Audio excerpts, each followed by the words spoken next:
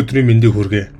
Өнөөдрийнхөө видео хичээлээр Java програмчлалын хэлэн дээр хэрхэн for давталтыг ашиглан тоон дарааллын нийлбэрийг олохыг та бүхэндээ тайлбарлая. За for давталтыг ашиглан бид нэр тоон дарааллын нийлбэрийг олохын өмнөхөн while, do while давталтаар тоон дарааллын нийлбэрийг хэрхэн олохыг тайлбарлсан. За тэгвэл for давталт ашигладаг нэг давуу тал нь юу вэ гэхээр тухайн for давталт маань бичигдэхэд маш хэлбэр байдаг. За ингээд хэдүүлээ for давталтаа бичиж үзье. Int I гэдэг for давталтын үндсэн хувьсгчийг авлаа. Тоон дарааллынхаа нийлбэрийг олох S хувьсгчийн анхны утгыг тэгээр зааж өглөө.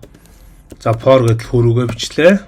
For давталтын дотроо давталтын эхлэх утга буюу I тэнцүү 1 гэсэн утгыг оноож өглөө.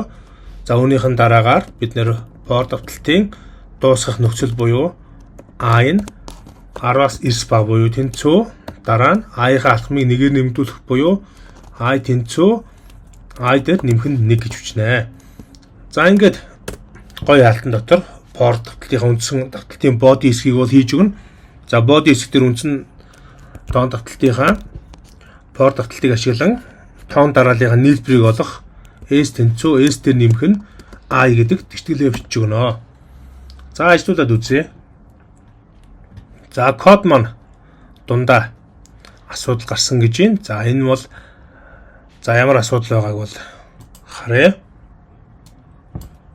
За эцэг тасал тавих юм болов ажлуулад үзлээ. За код маань бүрэн ажиллаж байна.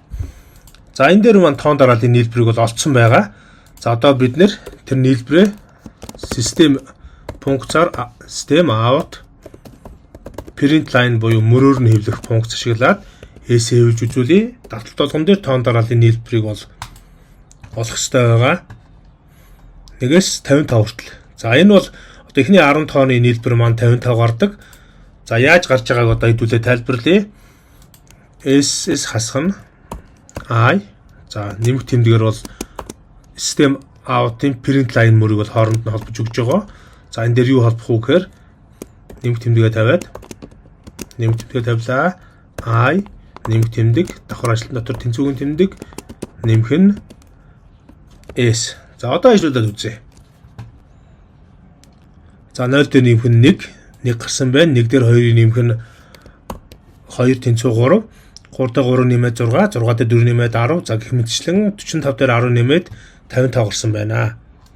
За энэ орны эхний тэг гэсэн орны маань болохоор S-ээс хасах нь I гэж утгаар оноож өгсөн. Хоёр дахь нэмэх тэмдгийн ард байгаа орон маань болохоор I байгаа. За дараагийн арын тэнцвүүгийн тэмдгийн ард байгаа нь S буюу нийлбэр болж байгаа. За I маань болохоор 1-ээс хуулаад 10 хүртэл хэвлэгдэнэ. За харин S-ээс хасах нь I гэдэг маань ямар учиртай юм бэ гэхээр тухайн тоогоо шууд өөрөөр нь тавьчихаар энэ маань үндсэн нийлбэр нь урдаагаараа явчихна гэсэн үг. Тэгэхээр тоо маань худал гарч ирнэ гэсэн үг. 55 дээр 10 нэмээд 45 гараад байгаа учраас энийг засахын тулд энэ нийлбэрээсээ I асахаар тоо маань өөрөө 45 дээр нэмэх нь 10 буюу үндсэн үр дүнгээр гарч ийна гэсэн үг. Тэгэхээр давталт болгон дээр болохоор энэ S тэнцүү S дээр нэмэх нь I гэсэн утга маань болохоор яадаг вэ гэхээр давталтын утга орж ирэх болгон дээр тухайн давталтын утгуудыг хооронд нь нэмж ийна гэсэн үг. Одоо нэгдүгээрт нь S утга тэг байхад I утга 1 байна. За ингээд 1 гарч ийн. За дараа нь S утга 1 байхад I утга 1-ээр нэмдэ 2 болчихно. За ингээд 3 гарна. За 3 дээр нэмхэн дараа нь I утга 3 болцсон. 1-ээр нэмдэ 3 болцсон хойно 3 нэмээд 6 болно. За ингээд 6 болцсон хойно I утга 4 болоод 1-ээр нэмээд 10 болно. За гэх мэтчлэн ингэж явсаар байгаад 45 дээр нэмэх нь 10 гээд 55 гарч байгаа. За энэ үйлдэлийг болохоор энэ 6 дугаар мөрөн дээр түрүүн бичээд хэвлсэн байна.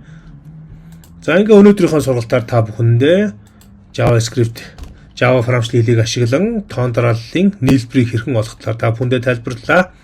Манай бичлэг танд таалагдсан бол манай сувгийг subscribe хийж дагаарай. Бичлэгийг маань лайк, дарж комент бичиж бид нар сэтгэлдээ үлдээгээрэй. Мөн сэтгэлийн бяцхан ханд өргөөрөө баярлалаа баяртай.